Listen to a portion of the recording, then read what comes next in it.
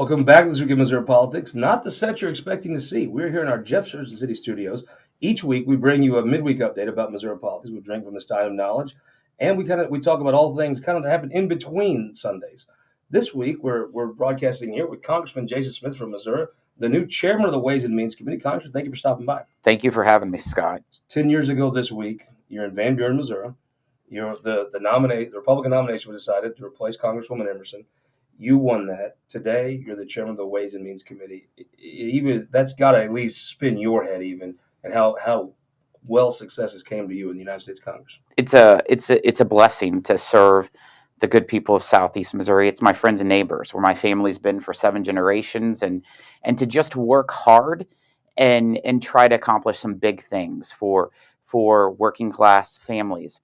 When I was running for this Ways and Means race, I set out a vision to the steering committee, and I told them the Republican Party is not the party that we used to be. We are the party of the working class. We're the party of small businesses. We're the party of farmers.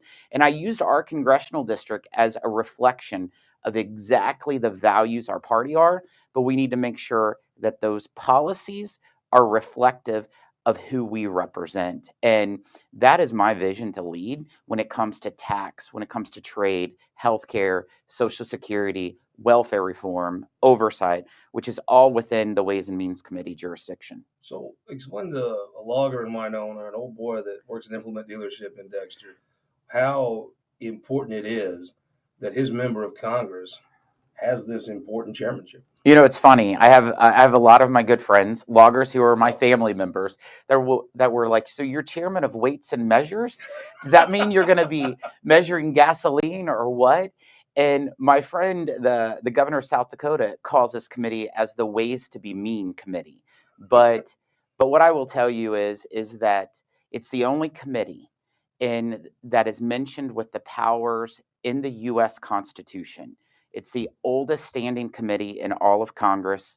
Missouri's only had one chairman ever of this committee, and it was in 1858. It was a Democrat, John Phelps, who Phelps County is named after. He served for one term, and I'm the youngest chairman of the Ways and Means Committee ever, which is kind of interesting. But what's so important is no tax increase or tax decrease can start out anywhere in Congress but through the House Ways and Means Committee. It can't even start in the Senate. It has to go through our committee. No trade policy can happen without going through our committee. Any change to Social Security cannot happen without going through us. When it comes to almost half of healthcare, it has to go through our committee. So 60% of all of the spending in Congress is authorized through the House Ways and Means Committee. A couple quick ones. Will there be a tax increase coming through Congressman Jason Smith's committee? I can tell people that none of Joe Biden's tax increases will ever happen in the Ways and Means Committee, which is now the People's Committee. It's not Joe Biden's committee. A lot of Republicans talking about cutting spending, spending cuts. Well, they've said Medicare and Social Security are off the table. A lot of folks that vote for you are on Medicare and Social Security. My mom is on Social Security and Medicare, and I love my mom. I'm not gonna let her down.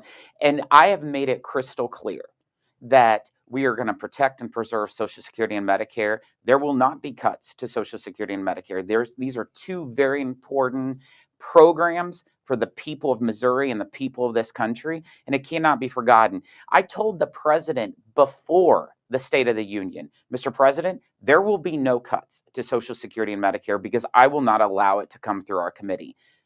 But it didn't stop him from saying differently at the State of the Union. Well, sure. Let's talk about the new IRS commissioner. I guess he's got 80,000 more buddies to harass Missourians, right? Well, the first piece of legislation that, as chairman, the first day of my chairmanship that we passed off the House floor was to pull back that $80 billion to defund the 87,000 IRS agents. That's over in the Senate.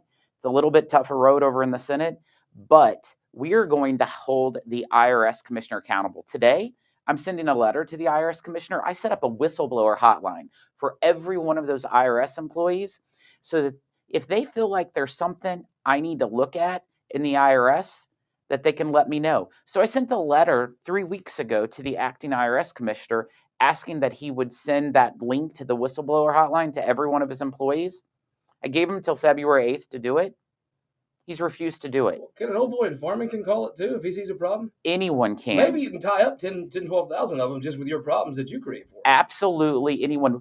The Committee of Ways and Means has jurisdiction over the IRS, and it is our responsibility to have oversight over the IRS. When there's been leaks of taxpayer information, whenever we've seen targeting of the IRS when it comes to different conservative non-for-profits, that's not how the IRS should act. The people who we represent, the people in Southeast Missouri, they don't like the idea of the IRS having 87,000 new agents, and they don't like the bank snooping provisions where they're going to look at $600 inflows and outflows of your bank accounts, plus they're going to look at your Venmos and PayPals. That ain't happening. Let's talk a little closer to home here. There was a big story broke about some things happening at WashU.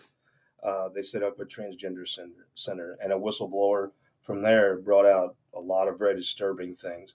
A lot of the federal delegation has spoke out about it. I mean, how's that concern you? Because a lot of the money that you'll be bringing home to Missouri, frankly, goes to WashU for a lot of really good reasons, but maybe not all good reasons. It's extremely disturbing. My team immediately was working with Senator Hawley, and we reached out directly to BJC and the Children's Hospital to ask them questions. We're waiting for answers. They're supposed to be giving them to them. The Ways and Means Committee has jurisdiction over all non-for-profit hospitals. BJC and Children's is a non-for-profit hospital. Mm-hmm. So it falls within our jurisdiction, and it is my responsibility to make sure that they're operating appropriately. Some folks have a charter school.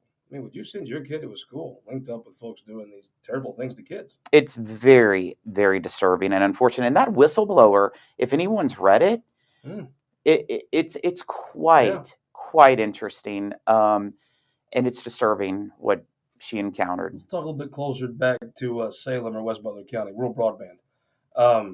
Is there anything more important to the growth of the 8th District, or maybe all rural Missouri, than rural broadband? Infrastructure, and it goes around rural broadband. It's the new rural electrification of our time and our generation. I criticize my colleagues in Washington, D.C. whenever they're like, let's get 5G. I'm like, we just need a G, so you can drive, whether it's to Salem to Poplar Bluff, and we're starting to get more Gs, which is good, but we got a long ways to go. But it's extremely important. These companies need to know they can't overlook the heart of America, the heart of Missouri, and that's places just like the 8th Congressional District. That's why I'm doing field hearings. I'm doing field hearings on our Ways and Means Committee. The very first hearing we had was in Petersburg, West Virginia, and it was at a lumber yard to hear the issues. And my team first came back whenever we found the location of Petersburg, and they're like, we got an issue, Congressman. They don't have Wi-Fi. I was like, that's perfect. That's what everyone who I represent, they have to deal with. That's what real Americans.